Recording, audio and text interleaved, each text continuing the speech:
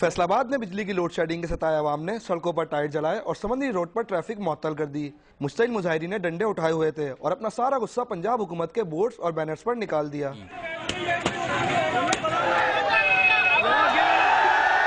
झहलू में बिजली की तवील बंदिश के खिलाफ शहरियों और कारोबारी तंजीमों ने शानदार चौक पर धरना दिया और गाड़ियों को आगे बढ़ने से रोक दिया। मुश्तइल मुजाहिरीन ने इस्लामाबाद इलेक्ट्रिक सप्लाई कंपनी के दफ्तर पर धावा बोल दिया और मरकजी गेट के ताले तोड़कर अंदर दाखिल हो गए। मुजाहिरीन का गुस्सा फिर भी ठंडा ना हुआ तो वो दोबारा कैंट चौक पर आ गए। मुजाहिरीन ने टायर जलाकर जीटी रोड भी बंद कर दी। गुजरावाला में बिजली की तवील बंदिश के खिलाफ फैक्ट्री मजदूरों ने समनाबाद चौक पर धरना देकर लाहौर रावलपिंडी शाहरा बंद कर दी।